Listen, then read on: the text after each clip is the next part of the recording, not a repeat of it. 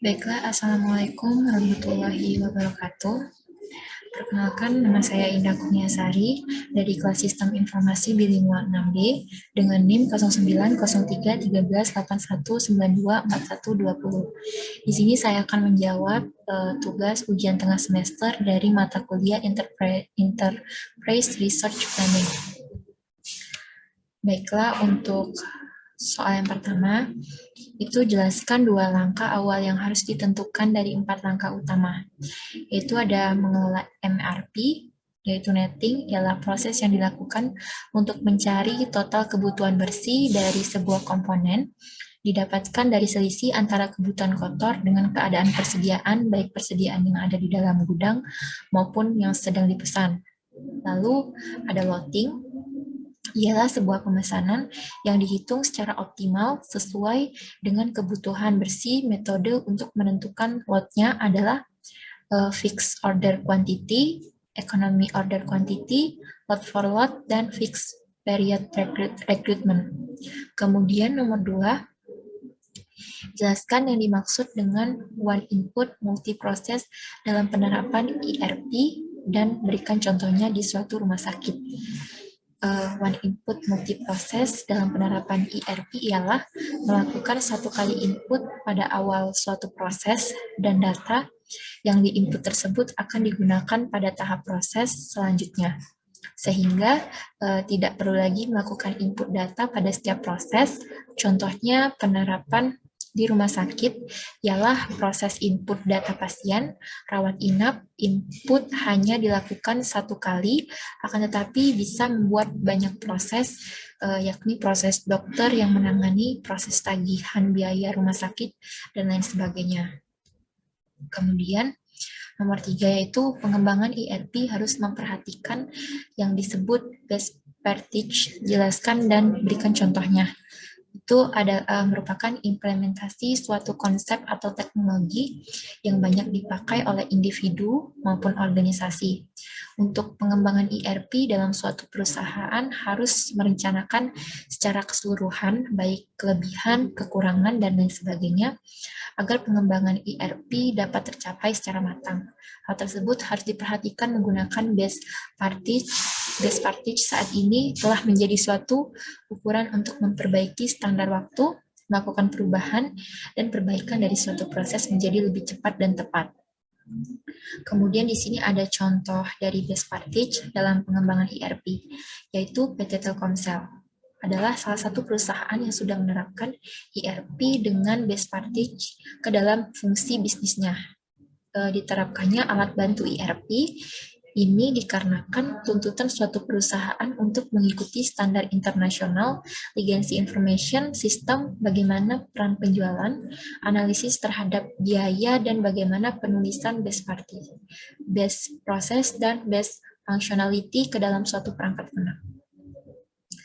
Kemudian ini adalah soal nomor 4. Jika diketahui untuk memproduksi barang D, diperlukan bahan baku A, B, dan C, di mana kondisi keperluan dan karakteristik setiap bahan baku tersebut adalah sebagai berikut. Berikut adalah jawabannya. Yang pertama itu untuk masing-masing bahan baku A, B, dan C tentukan nilai netting, kemudian ada loading. Di sini netting itu yaitu kebutuhan bersih, kemudian ada loading itu ukuran loadnya, ada offsetting itu berdasarkan lead time, kemudian ada exploitation itu yaitu kebutuhan kotor. Berikut ini adalah tabel dari bahan baku D. Untuk bahan baku D itu di mana yang diketahui kebutuhan kotor, jadwal penerimaan, kemudian ada persediaan tangan. Pencarian nilai loading bahan baku C menggunakan fixed period atau VPR. Yang persediaan tangan menggunakan fixed period VPR. Lead time 1 bulan. Di sini untuk bahan baku D-nya, penjelasan untuk periode pertama yaitu 10, dan persediaan di tangan ada 28.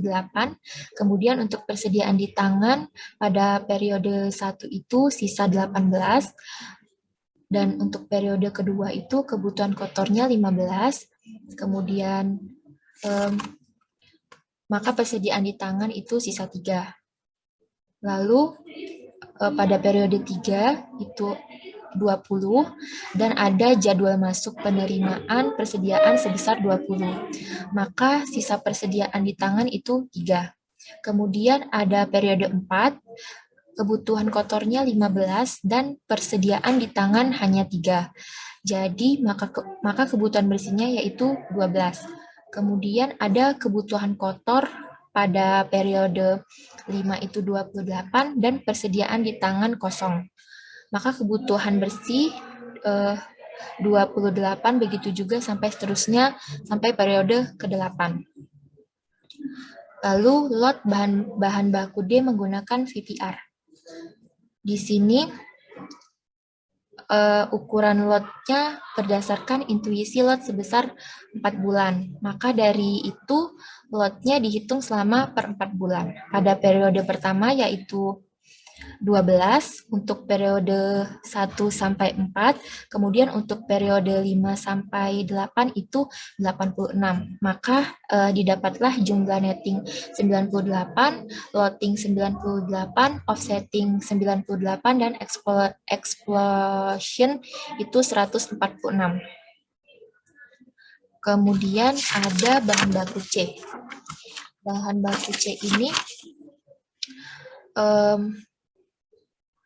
ada pencarian bahan baku, kemudian ada pencarian bahan baku C, di mana periode pertama dan kedua itu 0, pada bulan ketiga kebutuhan kotornya itu ada 12, kemudian ada jadwal penerimaan 8, maka persediaan di tangan itu tidak ada. Kebutuhan bersihnya 4. Kemudian periode keempat itu kebutuhan kotornya 28, jadwal masuknya itu 10, kemudian kebutuhan bersihnya itu 18. Untuk periode kelima itu 15, kebutuhan bersihnya itu juga 15. Kemudian periode ke-6 itu 20, masuk jadwal penerimaan itu ada 20, maka kebutuhan bersihnya itu 0. Pada periode ke-7 itu ada 23, maka kebutuhan bersihnya 23. Kemudian pada periode ke-8 itu 0, maka 0. Untuk lead time 1 bulan, maka offsettingnya dimulai pada periode kedua sampai periode ke-6. Kemudian lot bahan baku C menggunakan lot for lot. Untuk metode lot for lot itu digunakan untuk kondisi di mana pada kebutuhan yang berubah-ubah tidak teratur. Maka jika kebutuhan bersihnya 4, dapatlah jumlah. Maka jika kebutuhan bersihnya 4, maka ukuran lotnya mengikuti kebutuhan bersihnya. Jadi kebutuhan bersihnya 4, maka ukuran lotnya 4 sampai seterusnya. Maka didapatlah netting dengan jumlah 60, loading 60, offsetting 60, dan exploration 98. Kemudian di sini ada bahan baku. A. Ada bahan baku A, yaitu pada bulan kedua 8, pada bulan ketiga 36, pada bulan keempat 30, pada bulan ke-5 0, pada bulan ke-6 46, pada bulan ke-7 0, pada bulan ke-8 0. Dan untuk jadwal persediaannya itu terdapat 15 pada bulan ketiga, kemudian ada 20 pada bulan ke-6.